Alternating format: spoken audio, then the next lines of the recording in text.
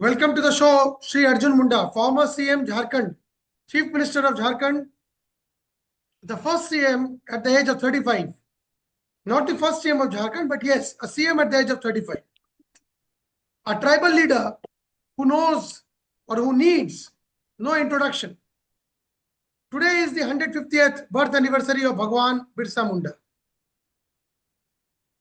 the god of the tribal community of this huge, vast, diverse, and proud Bharatvarsh. Arjun Munda Arjun Mundaji is the leader who is synonymous with the tribal face of India's, history, India's culture and traditions. He was also the Union Minister for Tribal Affairs, Government of India, President of the Archery Association of India, somebody who's seen it all, who knows what the challenges of a tribal community are and what opportunity they present for the nation to take advantage towards its march for Vishwaguru status in a very dynamic and difficult global scenario. Tribal communities' economic, social, and political potential lies untapped. It's an opportunity like never before.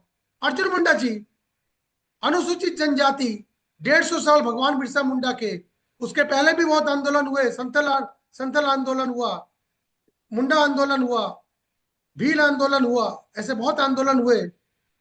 अब हम 2025 में खड़े हैं, 22 साल, 2047 में 100 साल हम छुएंगे। Will be in the 100th year of independence and nearing 125th year of Birsa Munda ji. आपने अपने जीवन काल में, राजनीतिक जीवन काल में, किस तरह से भारत की छवि अनुसूचित जाति के प्रति, जनजाति के प्रति बदलते हुए देखी है। जल, जंगल, जमीन, अर्जुन मुंडा, ट्राइबल कम्युनिटी, भारतवर्ष, विश्वगुरु स्टेटस। Over to you. देखिए, सबसे पहले तो मैं आज 150वीं जयंती पर मैं आपके माध्यम से सबको बधाई देना चाहता हूँ कि ऐसे वीर सपूत जो इस धरती पर पैदा होकर, आप यदि आज भी उनके गांव में जाकर के देखेंगे तो जंगलों से आच्छादित गांव है, वैसे गांव से निकल करके उन्होंने इस देश की मिट्टी की महक के लिए उलगुलान का ऐलान किया। ये उलगुलान का ऐलान क्या था? अंग्रेजों के द्वारा बलात् दखल करने की कोशिश, उसका विरोध करना। तो इससे आप समझ सकते हैं कि आज आजादी के बाद यदि हम ये कहें कि अब इस समय पहली बार ऐसा शुभारंभ हो रहा है जब देश भर में भगवान बिरसा मुंडा को जानने समझने का मौका मिल रहा है और मौका दिया जा रहा है, क्योंकि भारत सरकार ने पिछले वर्ष 15 नवंबर को 150वां जयंती मनाने का एक वर्ष का कार्यक्रम देश भर में, और उसमें जो उद्देश्य रखे गए थे वो उद्देश्य था कि देश भर के ऐसे अनसीन हीरोज को ढूंढ करके निकाला जाए जिन्होंने भगवान बिरसा मुंडा जैसे और भी कई क्षेत्रों में आंदोलन को स्वर दे करके अंग्रेजों के खिलाफ लड़ाइयां लड़ी। देखिए, जब अंग्रेज इस देश में शासन करने के लिए आए या उसके पहले मुगल आए तो वो एक तरीके से शासन और रियासतों का,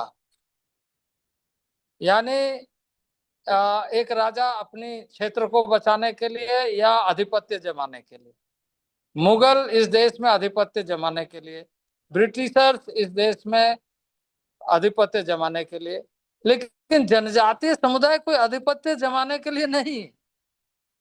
जनजातीय समुदाय, आदिवासी समुदाय अपने सार्वभौमिक सुसंस्कृत प्राकृतिक जीवन के लिए कि इस पर आप किसी तरीके से बलात् दखल करने का कोशिश मत करिए, और यदि करेंगे तो हम उसका प्रतिवाद करें।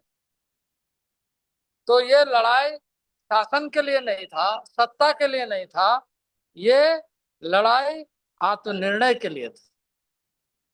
तो उस तरीके से लड़ाई लड़ते हुए विविध क्षेत्रों में देश के भगवान बिरसा मुंडा जैसे लोग पहचाने जाए, जाने जाए। इस यात्रा के माध्यम से, इस 150वीं जयंती के माध्यम से लोग और अधिक प्रेरणा भी ले और अपनी मिट्टी की महक के लिए पूर्वजों ने क्या योगदान दिया है उसको स्मरण रखें। तो ऐसे समय में निश्चित रूप से मैं ये कहूंगा कि ये एक पहला अवसर ऐसा मिल रहा है देश भर में। आज भगवान बिरसा मुंडा के परिवार के लोग नर्मदा गए, नर्मदा में भी वहां इनके वंशज के लोग कल ही यहाँ से गए हैं। भगवान बिरसा मुंडा के जन्म जयंती पर वहां भी कार्यक्रम है। तो इस तरीके से जो समस्या मुक्त जीवन व्यतीत करने का एक प्राकृतिक व्यवस्था जनजातीय समाज का है, तो वो बरकरार रहे और उसी में वो सारी चीजों को देखता है।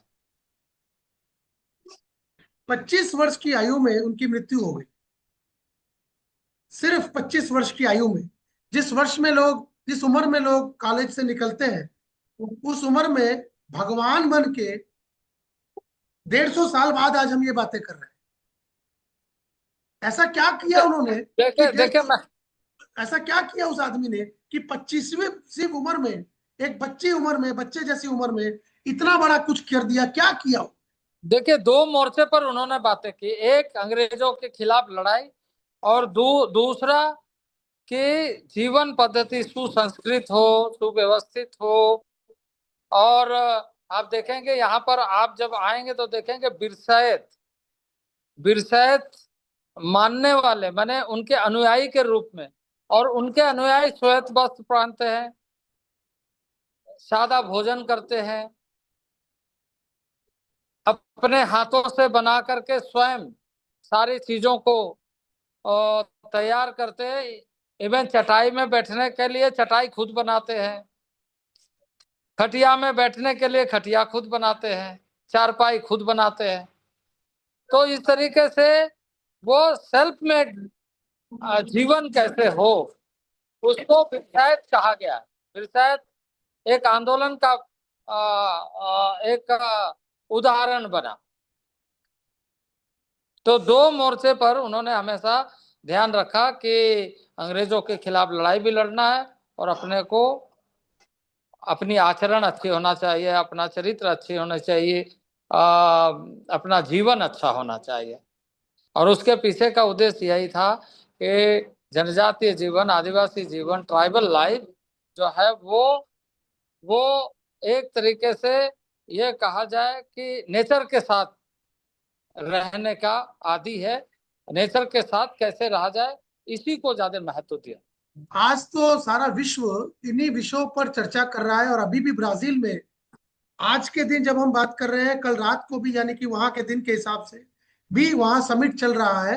वहां संगोष्ठी का आयोजन हो रहा है, वैश्विक संगोष्ठी, जिसमें 55-60 हजार विश्व के बड़े बड़े लोग, नेता, बुद्धिजीवी सब एकत्रित होके, और जो अलग अलग देश है, अलग अलग राष्ट्र हैं, उनके राष्ट्रों के ये प्रतिनिधि और सचिव भी उस कार्यक्रम में जुड़े हैं, सिर्फ इस प्रकृति के साथ अनुकूल जीवन जीने का प्रयास करने के लिए, चर्चा करने के विषय में। बिरसा मुंडा जी 1900 साल में उनकी मृत्यु हो गई, रांची के सेंट्रल जेल में। वहां पर उनकी मृत्यु हुई, जहां पर आज भी उनका सबसे बड़ा, एक बहुत बड़ा मैंने स्टेचू देखा है। इस पे हम बाद में बात करेंगे कि स्टेचू क्यों, और जैसे सरदार वल्लभ भाई पटेल है उस तरह से। लेकिन 1900 के बाद 1947 का जो समय था, उस वक्त के कुछ और दो चार नाम ऐसे बताएं आपकी अनुसूचित जाति से, जनजाति से, जिन्होंने देश की स्वाधीनता में, संग्राम में बहुत बड़ा योगदान दिया बिरसा बाबा के बाद। देखिए, उसके पहले भी और उसके बाद भी बहुत सारे लोग ऐसे आए जिन लोगों ने 1929 में 1929 में छोटनागपुर उन्नति समाज का नेतृत्व कर रहे थे बंदी उरांव जी। बंदी उरांव ने उस समय के इसी प्राकृतिक जीवन को छोटनागपुर एक अलग अस्तित्व के रूप में आए, इसकी बातें की जब देश में साइमन कमीशन अंग्रेजों ने बनाई थी। उसके बाद ऐसे कई अब कॉन्स्टिट्यूएंट असेंबली के कई ट्राइबल जनजाति मेंबर, जिसमें एक जयपाल सिंह मुंडा भी थे, देवेंद्र नाथ सामंता भी थे। तो ऐसे प्रमुख लोग थे जिन लोगों ने इस विषय को उठाया। लेकिन मैं इस अवसर पर यह बात निश्चित रूप से कहूंगा कि बहुत सारी बातों को लोगों ने उठाने, चर्चा करने के बाद भी पॉलिसी डेफिसिएट इस देश की बड़ी समस्या रही लंबे कालखंड तक। पॉलिसी के मामले में मैं तो ये नहीं कहूंगा, लेकिन देश में उन लंबे अरसे तक शासन करने वालों ने इस पर ध्यान नहीं दिया कि संविधान की मर्यादा को बरकरार रखने के लिए संविधान और संविधान की परंपरा को किस तरीके से संविधान की परंपरा को, संविधान की व्यवस्था को रखने के लिए ट्राइबल एरिया के लिए पॉलिसी होना चाहिए। संविधान में आर्टिकल 244 में ट्राइबल एडमिनिस्ट्रेशन के बारे में कहा गया, पर उसकी पॉलिसी क्या है, उस पॉलिसी के ऊपर में लंबे कालखंड तक चर्चा नहीं हुई। और जिस वजह से जो एक्चुअल और नेचुरल चीजें थी वो सही तरीके से आजादी के बाद लोगों के साथ जुड़ नहीं पाया और ये संकट बढ़ता गया। दूसरी बात यह है कि उन क्षेत्रों में, सुदूरवर्ती क्षेत्रों में जहाँ हिली ट्रेंड है, जहाँ नदियां हैं, पहाड़ है, मिनरल रिसोर्सेस है, उन्हीं वहीं पर गुफाएं हैं, वहीं जंगल है, वहीं रहने वाले लोग हैं। तो उनके शिक्षा के मामले में, उसके हेल्थ के मामले में आज भी डेफिसिएट बहुत हद तक, कमी जिसे कहा जाए उसको पूरी नहीं की गई है। वो आज भी कमियां दिखती है। कोशिशें इस समय में जारी है, लेकिन इसके बावजूद भी अभी पूरी नहीं हुई है। पहली बार अब रूरल एरिया में उन बच्चों को फोकस करने के लिए एक नेशनल पॉलिसी के आधार पर विद्यालय संचालित करने का निर्णय लिया है, जिसको एकलव्य मॉडल रेसिडेंशियल स्कूल के नाम से आज पूरे देश भर में शुभारंभ किया जा रहा है। तो उसी तरीके से कई जगहों में म्यूजियम बना करके वहां लोग जाने, उनको पहचाने, उनको समझे, इसकी कोशिश की जा रही है। तो और भी कई पॉलिसी पर आज बात करना बहुत जरूरी है, क्योंकि डेमोक्रेसी क्या है? डेमोक्रेसी का ये मतलब है कि एक व्यक्ति को कुछ नहीं चाहिए,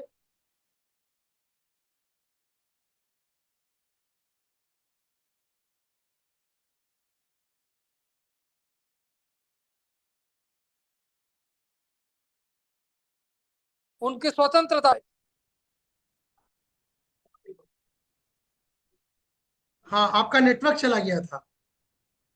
जी जी जी जी। एक व्यक्ति को कुछ नहीं चाहिए, वहां पर अटक गई थी। हाँ, तो एक व्यक्ति को कुछ नहीं चाहिए, वो चाहिए कि किसी का बलात् दखल ना हो, कोई इस तरीके से उस पर डोमिनेट ना करे, बल्कि डेमोक्रेटिक वे में सारी चीजें हों। लेकिन डेमोक्रेटिक वे में लंबे आजादी के कालखंड का अनुभव ये रहा कि उस बात को नहीं समझा जा सका, और जिसके कारण लोग कई बार रास्ता बदलने का प्रयास किए। आज जो ग्रामीण क्षेत्रों में नक्सलवाद है, जिसको आज बहुत हद तक संतुलित और एक तरीके से कंट्रोल किया जा रहा है, इसका क्या अर्थ निकलता है कि पिछले लंबे कालखंड में लोगों ने इन सारे विषयों पर नीतिगत तरीके से जो सोचा जाना चाहिए वो नहीं सोचा। संविधान में व्यवस्था है, व्यवस्था की बातें की जाती है, पर उसको लागू करने के लिए जो तरीके अपनाना चाहिए वो सतही तौर पर शुभारंभ नहीं हो सका लंबे कालखंड।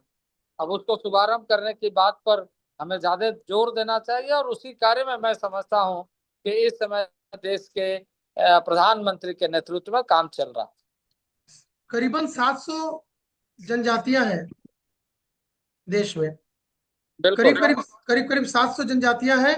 और as per the 2011 last census, जो 15, अब सेंसस फिर होने की बातें चल रही हैं एक साल से, करीबन 12 करोड़ अनुसूचित जनजाति के लोग पूरे देश भर में हैं, इंक्लूडिंग अंडमान निकोबार। और शायद अब 12 की जगह 15 हो। और उसमें से करीब 10% ऐसे हैं जो माइनॉरिटी को बिलोंग करते हैं।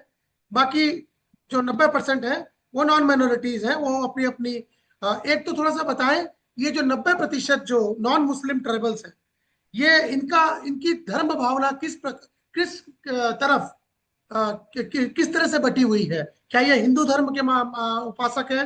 क्या ये क्रिश्चियन है? किस तरह के ब्रेकडाउन है इनका? देखिए, मैं आपको दो तीन चीजें बताऊंगा। एक तो ये है कि ट्राइबल कैरेक्टर के आधार पर चिन्हित किए जाते हैं, कैरेक्टरिस्टिक है, चारित्रिक गुणों के आधार पर, धर्म के आधार पर नहीं।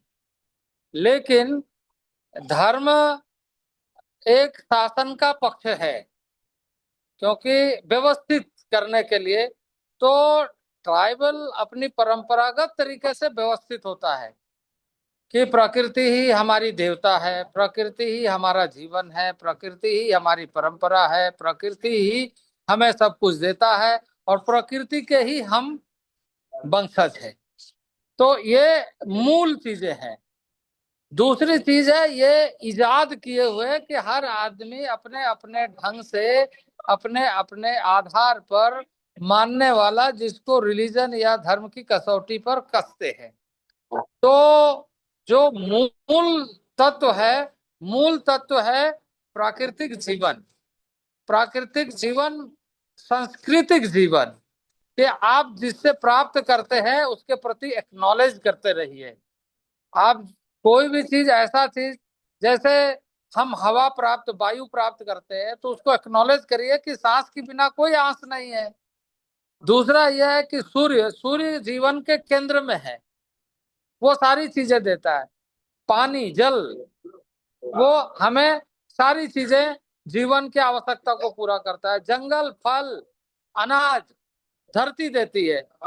तो इन सारे चीजों का एक्नॉलेज करते हुए हम पूजा पाठ करते हैं।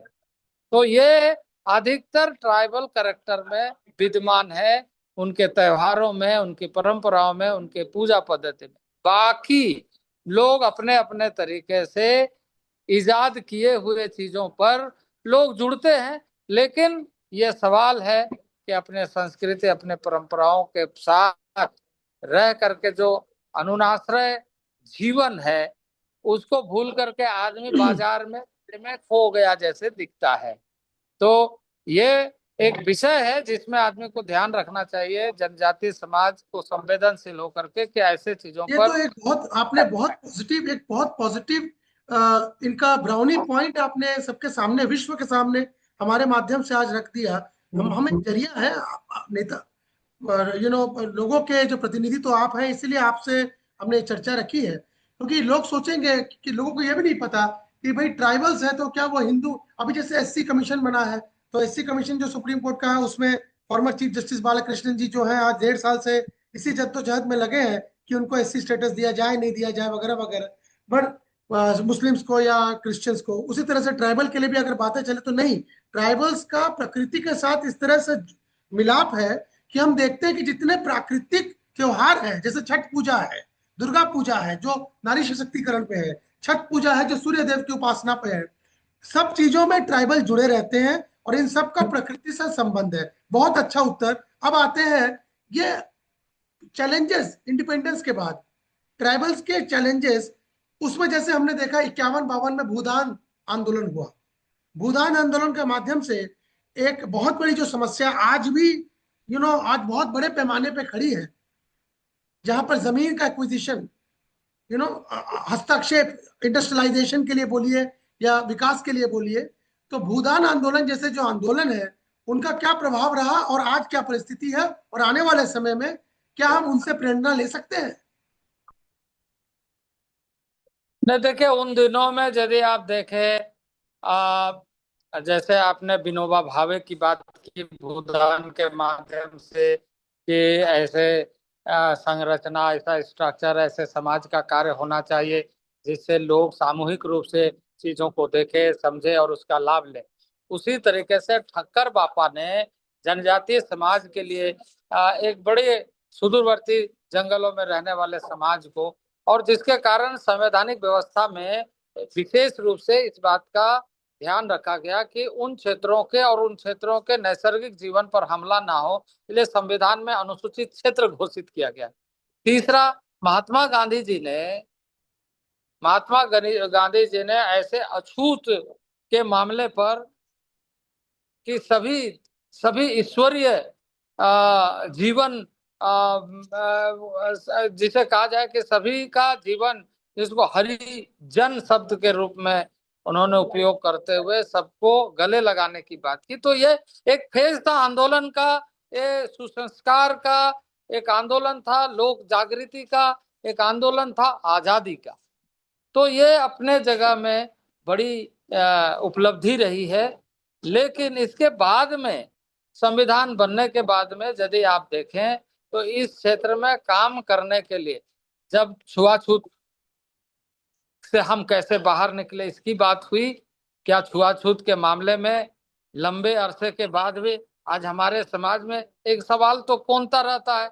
उसी तरीके से जनजातीय क्षेत्रों के लिए अनुसूचित क्षेत्र और उनके नैसर्गिक जीवन पर प्रभाव ना पड़े, इसके लिए संवैधानिक प्रावधान किए गए। लेकिन उस प्रावधान के बावजूद बलात् दखल होता रहा और उस पर संकट गहराते रही। इसमें ठीक है, आजादी के बाद निश्चित रूप से विकास के एक अपने मापदंड है। मापदंड को पूरा करने के लिए सभी क्षेत्रों का सामूहिक रूप से एक दायित्व होता है। लेकिन इस बात को ध्यान में रखना कि अपना चरित्र ना खोए कोई। जैसे देश का एक अपना चरित्र, सांस्कृतिक विरासत है, उसी तरीके से प्रत्येक समाज, प्रत्येक क्षेत्र, प्रत्येक लोगों का एक अपना चारित्रिक गुण है, उस पर हमला नहीं होना चाहिए। दूसरी बात यह है कि भूदान के माध्यम से विनोबा भावे जी का आंदोलन बड़ी संख्या में, आप कभी आकर के उस पर अध्ययन करिए, यहाँ के टाना भक्तों पर। ये जो टाना भगत है, गांधी जी और विनोबा भावे के कारण उन लोगों ने सारी जमीनें, ट्राइबल टाना भगत उरांव कम्युनिटी से आते हैं, उन लोगों ने सारी जमीनें दान कर दी। आज वो बेघर होकर के घूम रहे, उन्हें एक आवास की सुविधा नहीं मिल पाती है, क्योंकि वो सारे सारी चीजें वो भूदान के नाम से दे दिया, गांधी जी के नाम से। अब झंडा को सलामी समझ तरह ही किसी का कोई चीज, कोई वस्तु स्वीकार नहीं करते, वो अपने तरीके से अपना जीवन यापन करते हैं। तो भूदान का उदाहरण यदि देखना है तो आदिवासी समुदाय में टाना भगत का अध्ययन करके आप देख सकते हैं। कहाँ पाया जाता है ये समुदाय? झारखंड में? तो ये इन सारे क्षेत्रों में आज भी आप देखेंगे श्वेत वस्त्र और झंडा उसके पास में होगा। उनके पास में रहने के लिए घर नहीं है, परंतु आप देखेंगे उनके पास में एक झंडा जरूर होगा तिरंगा आवाज का। क्रैक हो गई थी। और ये जे ताना भक्ति किस क्षेत्रों में पाए जाते हैं? गुमला में है, सिमडेगा में है, बिशुनपुर में खास तौर से है, लोहरदगा में है। अच्छा, अब हम बात आप कर, कभी व्यक्तिगत रूप से वहां जाकर के देखिए। सर अब हम बात मुद्दे जी की हम बात करते हैं। जो परेशानियां हैं, ये तो खैर ये बहुत सारी हैं, जैसे जमीन है, फॉरेस्ट कवर है, लैंड एक्विजिशंस है, एम्प्लॉयमेंट है, लिटरेसी, एजुकेशन है। तो ये जो मापदंड है विकास के, इन मापदंडों में अल्टीमेटली गोल क्या है? गोल है गरीबी रेखा से ऊपर आना, गोल है प्रकृति के साथ समन्वय के साथ जीवन यापन करना। तो अब भारतवर्ष में गरीबी की रेखा से ऊपर आने की बातें चल रही हैं। सरकार का कहना है कि गरीबी की रेखा से ऊपर इतने लोग आ गए हैं जितने पहले कभी नहीं आए। और केरल जैसी स्टेट ने तो घोषित किया है कि वो 100% बिलो अबव पॉवर्टी लाइन है, मतलब वो गरीबी की रेखा से ऊपर उनका पूरा राज्य है। लेकिन ओवरऑल 45 से 50% ट्राइबल पॉपुलेशन आज भी 2010-12 के सेंसस के हिसाब से गरीबी रेखा के नीचे है। तो क्या क्या स्टेप्स ऐसे लिए जाने चाहिए जिससे गरीबी के रेखा के ऊपर के लोग आ सके, ट्राइबल पॉपुलेशन के लोग? सबसे पहले तो मैं ये कहूंगा, गरीबी रेखा से नीचे आने के जो मापदंड है वो अपने जगह में काम कर रहे हैं, काम करेंगे और गरीबी रेखा से ऊपर भी आ जाएंगे। ये तो एक विषय है। दूसरा विषय जो है, इन क्षेत्रों में ध्रुव क्षेत्र होने के कारण हेल्थ के फैसिलिटी की डेफिशिएट है, एजुकेशन की डेफिशिएट है, कम्युनिकेशन की डेफिशिएट है। आज भी आप उन क्षेत्रों में जाइए तो आपको टावर नहीं मिलेगा। ठीक है, कुछ क्षेत्रों में लगता है, कुछ क्षेत्रों में नहीं लगता है। मोबाइल नेटवर्क आज भी नहीं मिलेगा। अब जैसे मैं जहां से अभी आ रहा हूँ वहां पर मोबाइल नेटवर्क काम नहीं कर रहा है। मेरे पास BSNL का 3G 4G है, इसके बावजूद भी वो काम नहीं कर रहा है। तो ये नेटवर्क की स्थिति आज भी है। तो उन सारे चीजों को पूरा करते हुए शिक्षा में और स्वास्थ्य में जब तक हम उसे आत्मनिर्भर नहीं बनाएंगे कि उनके हेल्थ और उनके एजुकेशन, तब तक आप हो सकता है कुछ साधनों से गरीबी रेखा से ऊपर उठ जाएंगे, पर बौद्धिक दृष्टि से जब तक आप ऊपर नहीं उठेंगे तब तक वो वास्तविक रूप से ऊपर उठे हैं इस बात का अनुभव नहीं। आप तो ट्रेवल मिनिस्टर रह चुके हैं भारत के, आपने क्या क्या स्टेप्स लिए इस विषय में, अगर मैं पूछ सकूं तो? देखिए, मैं नरेंद्र भाई मोदी के नेतृत्व में यह कह सकता हूं कि प्रत्येक यूनिट, ब्लॉक को यूनिट बना करके रेसिडेंशियल स्कूल खोलने का काम लगभग पूरा हो चुका है।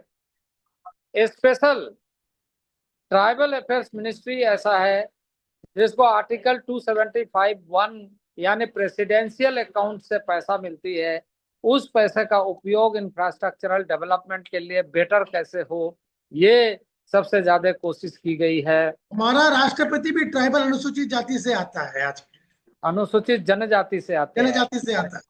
जी, ये ये भी एक बड़ा प्रेरणा। मैंने आजादी के लंबे कालखंड तक इसे एक्नॉलेज नहीं किया गया कि ट्राइबल कम्युनिटी जो नेचर के साथ रहने वाला, करेक्टर के साथ रहने वाला, चारित्रिक तरीके से मजबूती के साथ जो जमीन नहीं छोड़ने वाला, उसको मौका इस देश में आजादी के 75वें साल में मिला है। भारत के आसपास भी कोई ऐसा देश पूरे विश्व में नहीं है, पॉपुलेशन हो या किसी भी मापदंड से। हाँ, न्यूजीलैंड वगैरह के आसपास कुछ आइलैंड है, कुछ आइलैंड्स इधर उधर और है, जो इस मापदंड का इतना बड़ा कोई वैश्विक कोई देश हो जिसका राष्ट्रपति अनुसूचित जनजाति से आता हो। और भारतवर्ष में भी पहली बार स्वाधीनता के बाद पहली बार राष्ट्रपति अनुसूचित जनजाति से आया है। इसके लिए भी हमें सरकार का अभिवादन करना चाहिए। सरकार का अभिवादन करते हैं, और ये गर्व सिर्फ आदिवासी के नहीं है, ये देश का गर्व है कि देश के किसी हिस्से में रहने वाले ऐसे लोगों को जब आगे इस तरह का अवसर मिलता है तो पूरा देश के लिए प्रेरणा बन जाता है, तो पूरे देश को समझने का मौका मिलता है। वो भी महिला आदिवासी जिनका व्यक्तिगत जीवन इतनी बड़ी बड़ी संकटों और कठिनाइयों से गुजरा। बिल्कुल, मैं तो बहुत नजदीक से जानता हूं, क्योंकि उनका निवास स्थान मेरे घर से मतलब जिसे ऐसे कहा जाए तो भारत की परिधि में फरलांग की दूरी पर है। मैंने कुछ किलोमीटर के दूरी पर है, और मैं उनके सादगी, सरलता, सम्यता और उनका जो कठिन से कठिन परिस्थितियों से मैं अवगत हूँ, जानता हूँ। दो जवान बेटे उन्होंने अपने आंखों के सामने खोए। इस तरह की महिला जिन्होंने अपने जीवन की ऐसी कठिनाइयों को पार करते हुए भी भारत के उच्चतम शिखर पर आज वो भारत का नेतृत्व कर रही है वैश्विक स्तर पर, ये अनुसूचित जनजाति नहीं, मानवता के लिए बहुत बड़ी बात है। यह अभूतपूर्व है, यह अभूतपूर्व है, और ये भारत में पहली बार हुआ है, और इस बात को हमेशा ध्यान रखा जाना चाहिए। जिस तरह से एपीजे अब्दुल कलाम जब राष्ट्रपति बने तो जो अल्पसंख्यक समुदाय है आने वाले शताब्दियों तक इस बात को कभी कोई भूल नहीं सकेगा और भारत पे कभी उंगली नहीं उठ सकेगी। उसी प्रकार से आज अनुसूचित जनजाति जो मात्र 15% हमारे पूरे जनसंख्या की है, उसके लोग अगर राष्ट्रपति के पद पर जा पहुंचे, और सिर्फ वो नहीं, आज अन्नपूर्णा देवी है, वो भारत की वुमेन एंड चाइल्ड मिनिस्टर है, उसके पहले वो शिक्षा मंत्री रह चुकी हैं। तो ये आज का नेतृत्व जो है, इसके लिए संवर्धना, अभिवादन और बहुत बहुत बधाइयों का अधिकारी है। अब आते हैं सर, बिल्कुल। अब सर बात करते हैं चैलेंजेस में। जो इंडस्ट्रियलाइजेशन हो रहा है, जो जो विकास की जो दर है, विकास की जो स्थिति है, और जो हम कैपिटल इंडस्ट्रीज की तरफ आगे बढ़ते हैं, उसमें जो लैंड एक्विजिशन होती है, डिफोरेस्टेशन होता है। भारत का फॉरेस्ट कवर विश्व में 10-12 स्थान पे आता है, लेकिन हमें ये नहीं भूलना चाहिए कि जिस तरह से डिफोरेस्टेशन हो रहा है, डिस्प्लेसमेंट हो रहा है, अल्टीमेटली रिप्लेसमेंट, डिस्प्लेसमेंट के बाद रिप्लेसमेंट, ऑल्टरनेटिव अप्रोच, वो कुछ भी प्रोवाइड नहीं किया जा रहा है। इसी कारण 50 साल, 60 साल नक्सलवाद ने अपनी जड़ें मजबूत करी 1965 के बाद। अब जब हम इस किसी तरह से अमित भाई शाह और मोदी जी के, नरेंद्र भाई के नेतृत्व में, जब आज नक्सलवाद भी कंट्रोल में आ गया है, वापस ये जो उंगलियां उठती हैं बड़े बड़े इंडस्ट्रियलिस्ट के ऊपर में, उद्योगपतियों के ऊपर में, तो ये जो उंगलियां उठ रही हैं, उनको हम किस तरह से डाइल्यूट करें, किस तरह से हम उसको सही दिशा पे ले जाएं। क्योंकि देखिए, माइनिंग, इंडस्ट्रियलाइजेशन, ये सब कुछ तो 50 साल होता रहा। झारखंड में इतनी माइंस है, सब कुछ है, लेकिन वहां पर नक्सलवाद भी हुआ। आज छत्तीसगढ़, बस्तर, दंतेवाड़ा, ये जितनी जगह है, सब जगह, नागपुर, विदर्भ, सब जगह बहुत अपॉर्चुनिटीज है, लेकिन फिर भी नक्सलवाद ने वही जड़ें पकड़ी। क्यों पकड़ी, और आगे जाके क्यों ना पकड़े? देखिए ऐसा है, निश्चित रूप से इस देश के इकोनॉमी के लिए इंडस्ट्री बहुत आवश्यक है, पर इस बात को ध्यान में रखना चाहिए कि उसका प्लान क्या है। प्लान इम्प्लीमेंटेशन करने के लिए उसके प्रोग्राम क्या है, उसके ये ध्यान में रखने के लिए कि जिस क्षेत्र में लगा रहे हैं उस क्षेत्र के लोगों का पार्टनरशिप क्या होगा, इन सारे चीजों पर जो होमवर्क करना चाहिए। पिछले, यदि हम कहें आजादी के बाद 50 साल तक, 60 साल तक इस पर कोई काम नहीं हुआ। लोगों ने सोचा कि हाँ, लोगों को मधु निकालने के लिए मधुमक्खी को हटाया जाए। मधुमक्खी जीवित नहीं रहेगा तो मधु भी तो नहीं जमेगी। तो इसलिए ध्यान में ये बात रखते हुए सबको सोचना चाहिए, पार्टनर इन प्रोग्रेस वो है जो वहां के रहने वाले।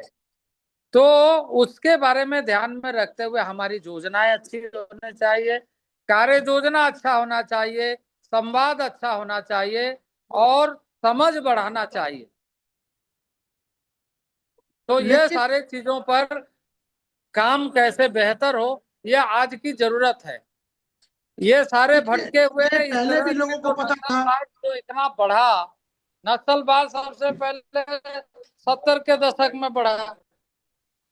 70 के दशक में सरकार किस तरह की थी, कैसे चल रही थी, वो पिछले 47 के बाद कारण उपजी।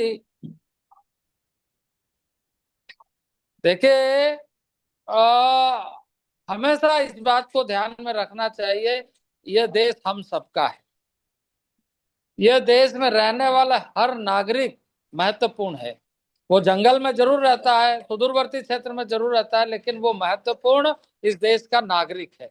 और उसके बारे में चिंता करते हुए योजना, कार्य योजना और कार्य योजना को संपादित करने के लिए उसके साथ पार्टनरशिप का फार्मूला अच्छे ढंग से तय करना चाहिए।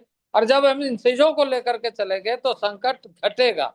यह संकट तो उस समय इसीलिए बढ़ा क्योंकि इन सारी बातों को ध्यान में नहीं रखा गया।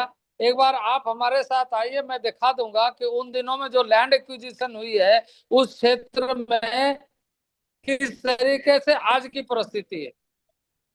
देखिए, जब ट्राइबल का लैंड चले जाता है तो उसकी आइडेंटिटी खत्म हो जाती है, क्योंकि वहां से उद्वास्तु होने के बाद ट्राइबल अपना करेक्टर और अपना आइडेंटिटी नहीं बता पाता है, क्योंकि ट्राइबल का आइडेंटिटी और करेक्टर उसके रेवेन्यू रिकॉर्ड्स के माध्यम से बताए जाते हैं।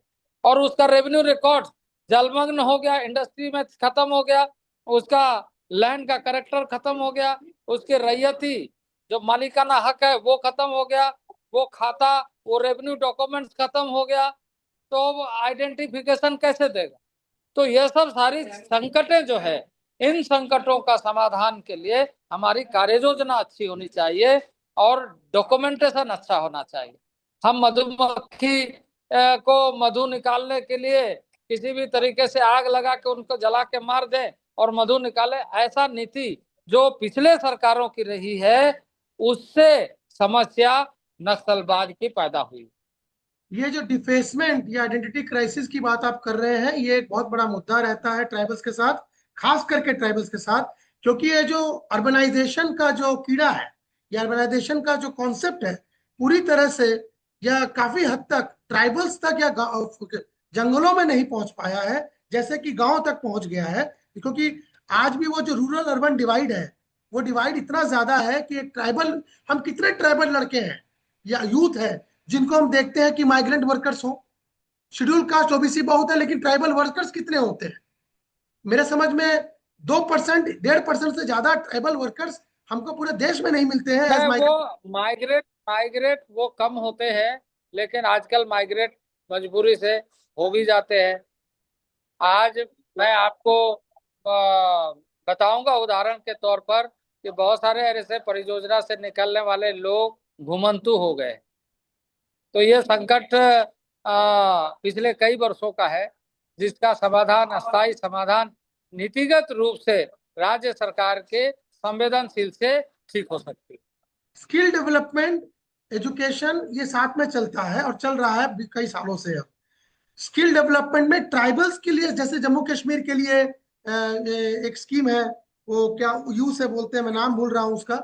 इस तरह से ट्राइबल्स के लिए क्या स्किल डेवलपमेंट की कोई स्कीम पूरे देश भर में है जिसमें ये पूरे देश ट्राइबल? भर में, पूरे देश भर के लिए भारत सरकार का ट्राइफेड एक इंस्टीट्यूट है जो लोकल फॉर वोकल के लिए प्रोडक्ट इंट्रोड्यूस, उसका ट्रेनिंग, उसका ओरिएंटेशन, उसका प्रोडक्शन, उसका मार्केटिंग, इस पर काम करती है। पर कई बार पदाधिकारी अगर अच्छे हो तो अच्छा होता है, पदाधिकारी अगर अच्छे नहीं हो तो वो अपना सेवा काल में अपना समय व्यतीत करते हैं।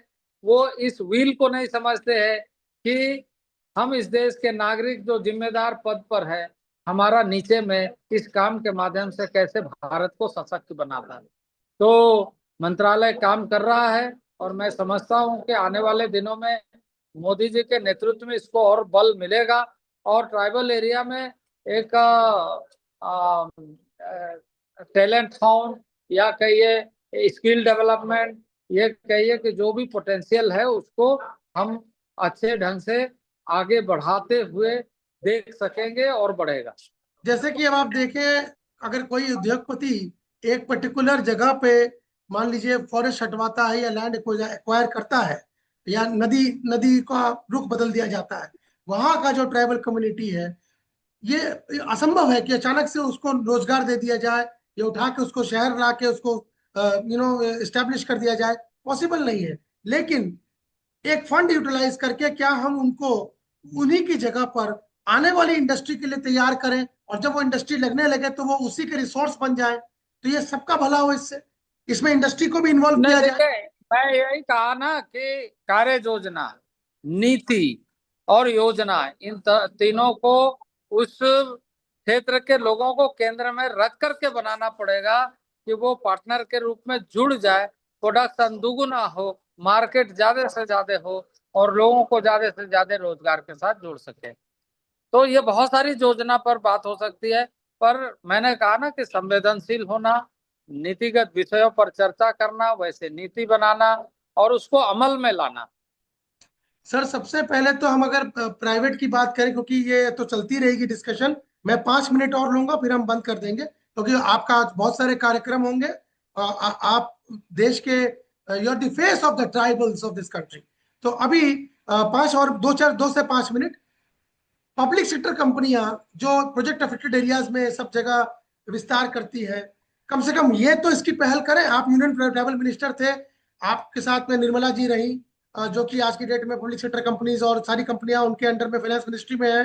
तो पब्लिक सेक्टर के ऊपर में सारा दिन अगर हम देखते हैं कि एनजीटी के आरोप लगे रहते हैं, कहीं न कहीं पर आयरन ओर के कारण लोग मर रहे हैं, कहीं पानी विषाक्त हो गया है।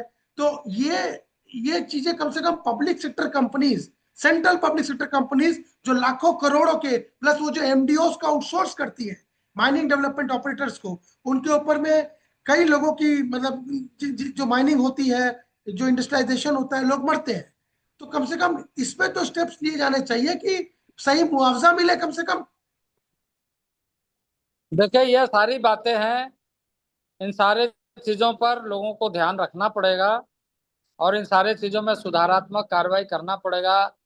आदत पब्लिक सेक्टर की जो बनी हुई है वो येन केन प्रकारण अपना चलाते रहिए, चलते रहे, सफेद हाथी की तरह आगे बढ़ते रहे और हम अपना टेन्योर खत्म करते रहे।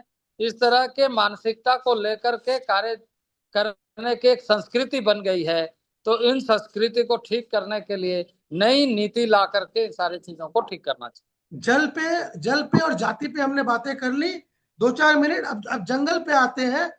फॉरेस्ट एक्ट 2006, फिर वाइल्ड लाइफ कंजर्वेशन एक्ट 1980-85 में जो बना, इस तरह से जो मूवमेंट्स हुए, वाइल्ड लाइफ और ट्राइबल कम्युनिटी अभिन्न, एक सिक्के के दो पहलू हैं। सिर्फ वाइल्ड लाइफ नहीं, फॉरेस्ट एंड फोना। आज अगर हम लकड़ी की बात करें, रिसोर्सेस की बात करें, आज तो ये सब चीज ट्राइबल लाइफ का एक दूसरा पहलू है, बहुत अफेक्टेड हुआ है। हर जगह वाइल्ड लाइफ और ह्यूमन कॉन्फ्लिक्ट है इसमें। देखिए आप वाइल्ड लाइफ ये सारी बातें कर रहे हैं। मैं आपको एक बात बताता हूँ कि मनुष्य जीवन की विविधता है, ये जुड़ा हुआ विषय है। इसको हम अलग से देखते हैं ना, जंगल को। जंगल हमारा है और हम जंगल के हैं, क्योंकि प्रकृति यही तो संस्कृति है। तो इस बात को ध्यान में रखते हुए कार्य योजना बनाने के मामले में जो पदाधिकारी है वो संवेदनशील हो, यह सबसे जरूरी है।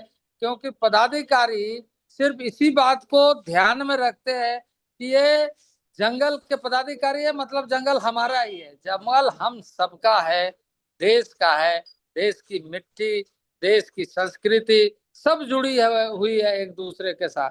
तो पदाधिकारियों को यह ध्यान में रखना चाहिए। अभी पदाधिकारी ऐसा सोचते हैं कि जंगल को खत्म करने वाले वो लोग हैं जो जंगलों में रहते हैं। अरे जंगल को खत्म करने वाले लोग अगर जंगल में रहते तो जंगल बचता कैसे? तो ये तो ध्यान में रखना पड़ेगा। तो इसीलिए मैं तो कह फिर रहा हूँ अटकलें हैं। कि ये तो फिर अटकलें हो जाती हैं कि वो गरीब जो है खाने के लिए लकड़ी काटने जाता था, अब वहां खेती करने लगा। जब वो जमीन बेकार हो गई तो वो आगे बढ़ के और खेत काट दिए। अब ये सब बातें तो कहीं कहीं रुकेंगी नहीं।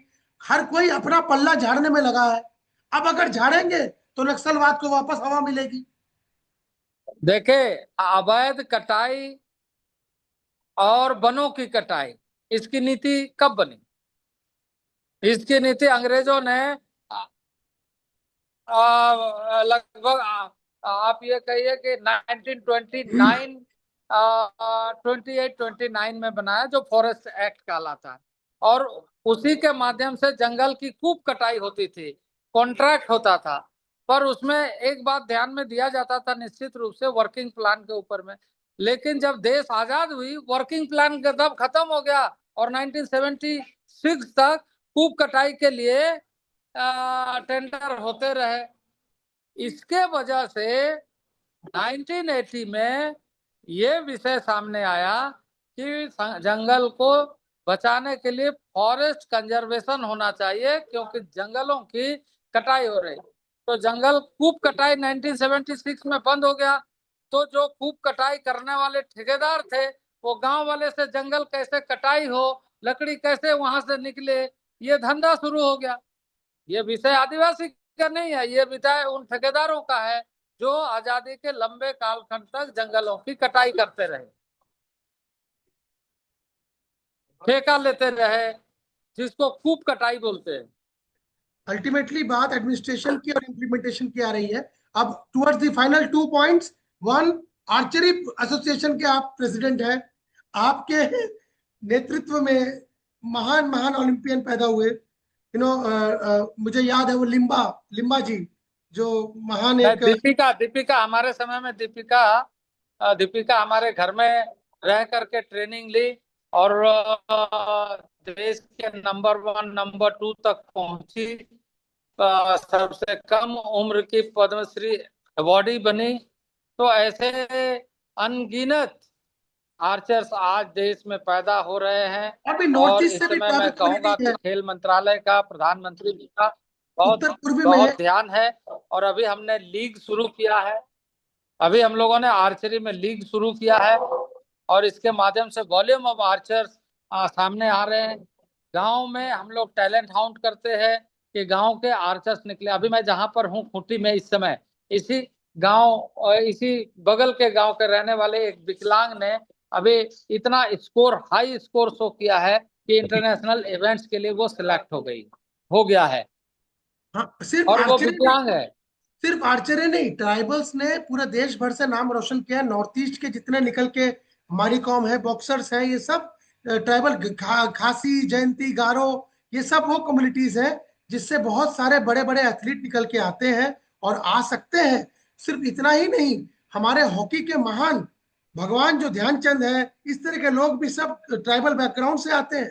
ऐसा नहीं कि वो लेडी श्रीराम जयपाल कॉलेज। सिंह जो हॉकी हॉकी के लीजेंड थे, जयपाल सिंह मुंडा जो खूंटी के ही थे। तो ऐसे लीडर्स, तो इनको हमें लगता है कि स्पोर्ट्स में एक अनटैप्ड पोटेंशियल है ट्राइबल का, क्योंकि इनके अंदर एथलेटिसिज्म, इनके अंदर स्टेमिना एक अर्बन आदमी से ऑटोमेटिकली ज्यादा है, क्योंकि जंगलों में पले बड़े हैं। तो इसको वो किया जाए। दूसरा, before I close the show, हम देखते हैं अवार्ड्स होते हैं, रिकॉग्निशंस होते हैं, हम देखते हैं मार्केटिंग हो रही है, प्रोडक्ट्स बन रहे हैं, ट्राइबल के प्रोडक्ट्स बन रहे हैं जिनको वैश्विक तौर पे ट्राइफेड के माध्यम से मार्केट करने का प्रयास चलता है एम्बेसीज के साथ में विश्व में। तो और क्या किया जाए जिससे कि ट्राइबल एंटरप्रेन्योरशिप को बढ़ावा मिले? देखिए, जो स्किल डेवलपमेंट हो रही है, मार्केट और मार्केट के साथ जोड़ने का एक ऐसा लिंकेज होना चाहिए जिससे कॉन्फिडेंस। ट्राइबल ये सोचता है कि लैंड रिसोर्सेज के आधार पर हमारा अस्तित्व है, इसमें हमें अपना जीवन यापन करना चाहिए, बहुत ज्यादा चीजों की आवश्यकता नहीं है। लेकिन अब चीजें बदल रही है, मार्केट ओरिएंटेड हो रही है। वैसे समय में हमें इन सारी चीजों में जोड़ने के लिए एक सुगम नीति और अच्छा बेहतर बनाने के तरफ लगातार प्रयास करना चाहिए। आपके साथ जुड़ के बहुत जल्द हम लोग एक राष्ट्रीय स्तर पर, जिस तरह से दलित चैम्बर है, जिस तरह से बाकी जितने भी अवार्ड्स होते हैं, रिकॉग्निशंस होते हैं, अवार्ड्स नहीं, मैं उनको रिकॉग्निशन कहता हूं। जैसे हमारा आपका जो संवाद है, एकल वार्तालाप है, ये एक संवाद है, ये एक इंटरव्यू नहीं है। इंटरव्यू हम अर्जुन मुंडा का नहीं ले सकते, अर्जुन मुंडा सबका ले सकते हैं, ये हमें समझना चाहिए। उसी तरह से अवार्ड, अवार्ड जो है ये गलत शब्द है, हम रिकॉग्नाइज करेंगे जिसमें आपको मुख्य अतिथि बिल्कुल। के तौर के हम लोग रिकॉग्नाइज करेंगे कि ट्राइबल में जो टॉप टॉप लीडर अलग अलग अपने क्षेत्रों में रहे हैं, इस अवार्ड को, इस रिकॉग्निशन को करने से पूरे देश भर में मीडिया के माध्यम से ट्राइबल्स का नाम और ऊंचा रोशन होगा, उनको और अपॉर्चुनिटीज मिलेंगी। मुंडा साहब, बहुत बहुत धन्यवाद। एक आदमी जो 35 चलिए, साल की आपको उम्र भी में बहुत मुख्यमंत्री बना, धन्यवाद। एक आदमी जो 35 साल की उम्र में मुख्यमंत्री बना, 12 साल की उम्र में राजनीति शुरू करी और यूनियन ट्राइबल मिनिस्टर बना देश का, ऐसे आदमी से देश को सीखना चाहिए। बहुत बहुत धन्यवाद। नमस्कार, नमस्कार, नमस्कार, थैंक यू।